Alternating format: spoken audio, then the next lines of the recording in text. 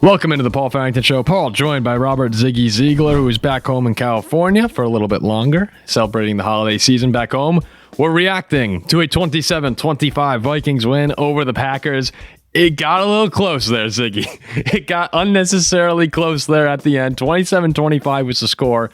Kind of like the first game. Doesn't tell the whole story of this. Unnecessary stress as usual for us Vikings fans. But, I mean, dude, it's statement game from our Vikings here. Sam Darnold, 33 for 43 times he threw the football. 377 yards, 3 touchdowns, bad interception.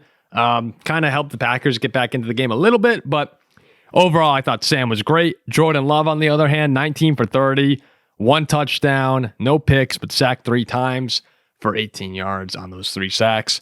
A lot of people in the chat, we went live during it. We did a whole watch along. It was awesome. We had a bunch of people hopping in and out. Packers fans were pissed, understandably. Kind of an ass whooping for most of the game up until the final, 5 minutes there where it got a little dicey. But I walked away from this really, really impressed with the Vikings, and they have a shot at the number 1 seed next week against the Lions. Yeah, the Vikings can never make it simple, can they? No. And I wonder a little bit if that's going to come back to hurt us in the playoffs. But Probably. This game was a win. It was mostly a comfortable win. And I think you're right to put on the Viking side the focus on Sam Darnold.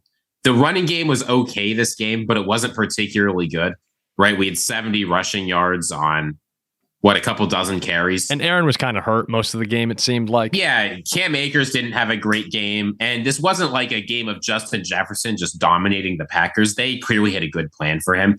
This was Darnold getting the ball to guys like Jalen Naylor and Jordan Addison and TJ Hawkinson. Like, this is an all-hands-on-deck performance from the offense.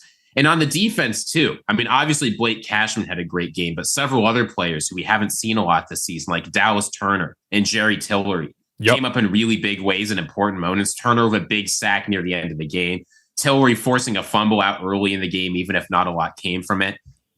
This was a complete Vikings performance. And, of course, because it was complete, the Packers got to score 15 points in the second half and almost win the game. But they put it away. Ultimately, even though we're freaking out on the live, you can go back and watch it if you want. Never felt too uncomfortable. This game showed for sure the Vikings are for real. But at 14-2, we've still got to win in Detroit to get that 1 seed. Yeah, right. Of course we do. I felt a little uncomfortable there at the end when we had third down. If the Packers get the ball back there, they went on 2 straight 9-play touchdown drives. It's crazy. Like, I said it on the live a lot. We have this ability to just completely fall apart at various points of the game. But, we usually do it maybe once a game. And here it was at the end here, 2 touchdown drives for the Packers, a 3-and-out for us. And then we had the ball. And I said, Sam Darnold has been almost perfect this year when it matters. He wasn't able to do it against the Lions earlier in the season and not against the Rams when there was the face mask call. But Sam has had countless drives when we need it, and he's come through. And this one here, Cam Akers with a little bobble there at the end. But if the Packers get that ball back, I think they win this game, actually, because, 27-25, all they need is a field goal there. But I thought Darnold, man, he was great against the Cardinals, but outside of the interception today, with what was on the line, the opponent, how well the Packers have been playing, I think this might have been Sam's best game of the year. I really think it might have been, and he was just great. Real quick, can you get a round of applause for the cursor that's on my shoulder right now, showing up on the screens, I think, of every fan watching? Oh, I'm sorry about that. Yeah, that's just going to be there. That's just going to be there for the episode. It is how it is. It's I gave it a little shout out earlier at a point, but I wanted to call it out a little bit more extensively. Yeah, I certainly agree that this was Sam Darnold's best game of the season. On the flip side, it felt like this might have been Jordan Love's worst game of the season, at least the worst of the non-injury games. Early in the season, I mean, he had some games that were statistically worse, but he was hurt for those games. Things weren't going right. It was early in the season. Coming off of a hot streak, I expected Jordan Love to be a huge problem for this Vikings defense, but it felt like nothing could go right for the Packers offensively until the end of the game. Josh Jacobs was doing okay, but he had a fumble. He never really got close to taking over the game. Receivers were dropping balls. Love was overthrowing, underthrowing, getting sacked. It didn't feel like things went well for this Packers offense at all, and that has to be discouraging after such a hot streak. Scoring 30 or more points their past 5 games in a row. It's concerning for Green Bay because you talk about them being a Super Bowl contender, and I think we all still believe they are. Well, you do, right? First off, do you still believe they're? Yes. I still believe they're a Super Bowl contender as well, but they're 0-5 against the Lions, Vikings, and Eagles. The other three teams that we all agree are the Super Bowl contenders in the NFC. Like that's a problem right there. Even though these games have been close, some of them have been close. The Eagles close earlier in the year. They had a great game with the Lions. They still haven't won any of them. And that's a reason to be concerned if you're a Packer fan. We're not going to sugarcoat it. We said this on the live as well. Like, we understand our audience, our Packer fans, so we're going to tell it to you as it is. Jordan Love was not good enough today. He had 64 yards midway through the fourth quarter. That's not beating anyone in the playoffs. Any playoff caliber team is going to take advantage of that. He's been really good for the past few weeks. I don't think this is a reason to throw in the towel and say the extension was a bad idea. Like, that was an overreaction. There are going to be a lot of overreactions, but this Packer team showing up loses to anyone, let alone one of the best teams in the NFL and the Vikings. And that's who the Vikings are at this point. It was just a bad game for the Packers. And if they come out and lay an egg against Chicago, a game that we'll see how important it winds up being for the standings. I mean, it will be depending on what happens with the Commanders and the Falcons tonight, but I think you just got to chalk it up and say, hey, we've been playing good football. Let's get back to that version of ourselves. We know we can compete with these teams. I mean, even at the end there, they had the 15-0 run so quickly. They can strike so fast. Don't give up on your team. Like, come on, guys. Are you serious? I'm a Viking fan here. I have more reason than anyone to have given up. Me and you have more reason than anyone to give up on our teams. You're 11-5. Oh. You're in good shape. Yeah, I think a lot of that was just immediate post-reaction blues. And honestly, if the Vikings lost a game like this, especially at this point in the season, I can't say I'd feel a whole lot differently. No, if we had lost today, I would have lost my mind. There are some positives to take away from this game, I think, for the Packers. Despite a banged-up secondary, I know you gave up 27 points to the Vikings, but I don't think the defense was the primary problem this game. I think the defense in general played well enough to win. They held the Vikings scoreless on their first 3 drives. The Packers, if the offense had been decent, would have had an opportunity to take advantage of that, right? They held the Vikings scoreless in the first quarter, scoreless in the fourth quarter. Like, the defense had some good plays. Again, we talked about some guys on the Vikings you don't see always stepping up. Some guys on the Packers defense, Rashawn Gary had some really big plays. Carl Brooks got in for a sack. Carrington Valentine had an interception. Like, some guys that have been up and down for the Packers all year made some big plays for them. So I don't think the message from this game is all doom and gloom.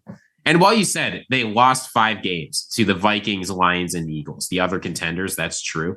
4 of those 5 games have been within 1 score. They've been games the Packers have had a chance to win. And I think if the Packers were losing all of these in blowouts, because the Vikings, Eagles, and Lions, let's be clear, they've blown out teams this year, a lot of them. If the Packers were losing these games in blowouts, I'd feel a little bit differently. The fact that basically all of them have been very, very close leads me to believe there's still reason to think the Packers can be successful. They've been close in score, but if you go back and watch Vikings, Packers, both of them played out similarly. They were both 2-score games, but I mean, the Vikings were in control for almost the entire game, both times. The Packers had a chance to win. They did. No, they did. A real chance to win. They did. And yeah, that's part of the reason I'm a little hesitant to just give them credit. Like, the Lions beat down on them in Green Bay, but Love was hurt. The Eagles, it was a good game. It was a good game, and the Packers did have a chance at the end, but that was a somewhat comfortable Eagles win before Love got hurt at the very end. And I thought the Vikings had been in control as well. So I understand why Packers fans are upset. They haven't really had that game this season where you go, oh, that's the Packer team that could win the Super Bowl. They've done it against maybe the Saints. Like, they've done it against teams that aren't going to the playoffs. I mean, the Cardinals was a great win, but you want to have that signature moment. Like, this was one for the Vikings. This was a win for the Vikings where I think every Viking fan sat back and went, that's a Super Bowl team right there. Yep, I see it. It'll probably end terribly for us, but like, with the way Darnold looked, the receivers, what you said, Hawkinson, Addison, Naylor, Jefferson, all 68 yards or more. And then to me, it was the defense. This was a statement from the Viking defense, who had struggled at times against the better offenses in the league, and they shut down arguably the hottest one in football right now, or one of the hottest in football right now, for 3.5 quarters. And it got a little dicey at the end. But Blake Cashman today, like, a shout out to him. 1.5 sacks, 11 total tackles, a tackle for loss. He's been unbelievable. The Vikings are undefeated. They're 14-0 with him in the lineup, 0-2 without him. To me, this was as great as Darnold and the offense were.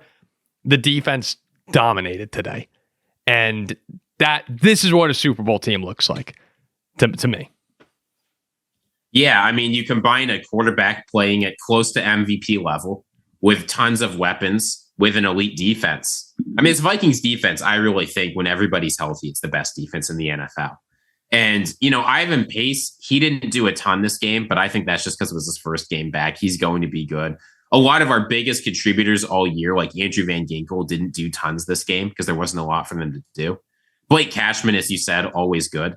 But it feels like at basically every position except corner, this Vikings defense stacks up with the best in the NFL. Now, the cornerbacks had an okay game, but I'm not sure how much I want to count on Shaq Griffin and Stephon Gilmore deep into the playoffs. That's my big worry. But as you said, this game, dominating the Packers for most of the game, finding a way as the Vikings have all season to clutch out a one-score victory. That's all the makings of a team that can do well into the playoffs, and I'm feeling good heading into Detroit next week. I know.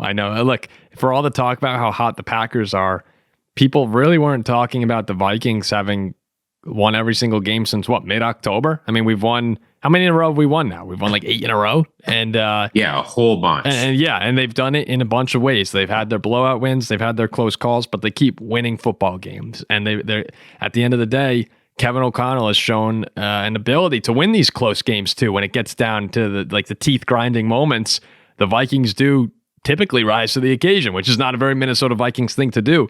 So it's a crazy, strange year as a Viking fan where, you look at 14-2 is an unbelievable record. I think about the 1998 team that all Vikings fans talk about, with like tears in their eyes almost for multiple reasons, but for tears in their eyes at 15-1. I mean, this is an all-time Minnesota Vikings season, and it's kind of going under the radar because of the storylines. You have Sam Darnold, and you have Kevin O'Connell's only in year 3. Like, it's weird, but it's happening. And now we have a chance at the 1 seed here. I'm still kind of in shock, honestly. That's really what's going on, Ziggy, is I can't believe that we're sitting here with a chance to go into Detroit and be the number 1 overall seed, beating up on the Packers. It's awesome. I think both these teams, Green Bay and Minnesota, have a very good chance of meeting again. I know that would take an NFC Championship game appearance, but these are 2 of the 4 best teams. And you saw why Green Bay can be so good at the end there. I'm very excited for what's to come, and that's the dangerous thing. When you talk about all-time seasons, there's only one team in NFL history that has matched the Vikings in outperforming the preseason win total, and that was the 1998 St. Louis Rams with Kurt Warner, 99, of Kurt Warner when he came in. If the Vikings win next week, if they beat the Lions, they will have outperformed their preseason win total more than any team in NFL history. Kevin O'Connell. It's the extra game because they tied the Rams, right? And that's the ultimate story. Obviously, the Vikings need to go on and do something in the postseason. That's the ultimate story of unexpected success. It's right here. But what's crazy about the NFC North is we're right here. We're 14-2. We're on top of the world. The Vikings have a very real chance. They probably won't be favored in Detroit.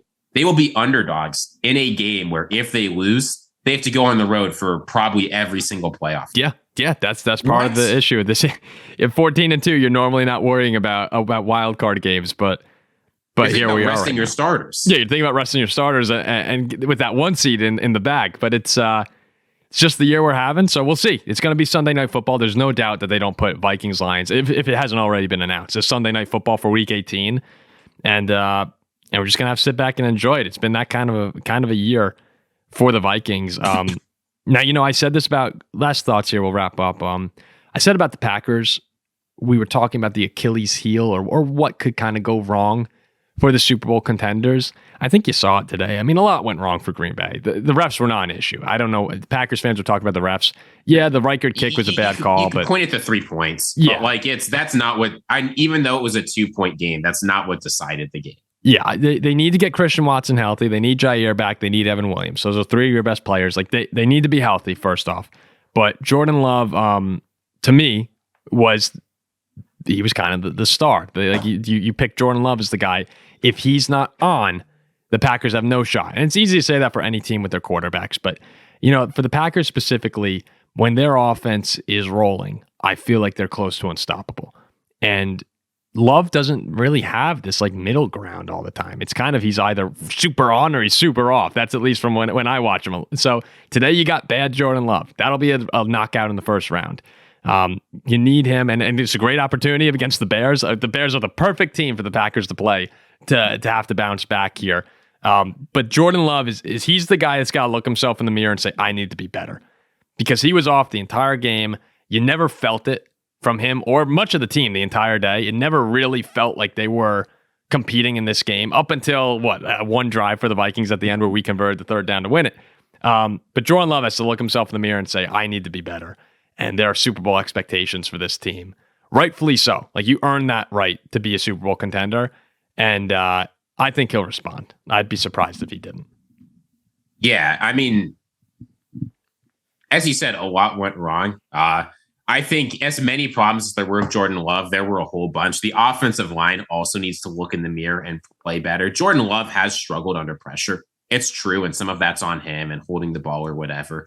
But it's also when your quarterback's getting hit 8 or 9 times in a game, when you're getting sacked over and over again, when he's not getting hit, it's because pressure was in his face and he had to throw the ball away. Like, there's a lot to be said there. I think this Packers team can overcome adversity. This does not seem like the sort of team that's going to roll over, that's going to start pointing fingers, that's going to take blame. And indeed, like, Jordan Love avoiding sacks has been something he's been good at for a lot of this season. Doing well in pressure is something he's gotten better at. I think this is more of a setback than it's a feeder for the whole season. But because this is so late, you don't have a lot of time to figure this out. You play the Bears next week. Great. I'm sure the Packers will win. But they could be the 7th seed. If the Commanders win out, they will be the 7th seed. If the Commanders don't win out, they'll be the 6th seed. Regardless, the playoffs start in 2 weeks. You've got to be ready to overcome this immediately. And we said coming out of the bye, you got to play the Bears. That's a great way to get out of the funk. And then the Packers started going on a run. They need exactly that to happen here. Yep. So we'll see what happens here. 27-25 was the final score. The Vikings beat the Packers. It was not that close, but it did get a little bit uncomfortable there at the very end. And it really did. I mean, the Packers had a chance to win. So we'll have a lot more coverage later this week. Looking ahead to Week 18 and Week 17 reaction will be coming out later on as well, probably Tuesday. And then we turn our attention to the seeding and the big Vikings-Lions game. And next thing you know, you blink and it's the playoffs. So a new year, basically a new season for 14 teams who are all going for the same trophy. So it's cool that we got 3 NFC North teams in the middle of it. Ziggy, thanks for all the work today. I know that live stream was a lot, so get some rest and get ready for the playoffs. It's coming.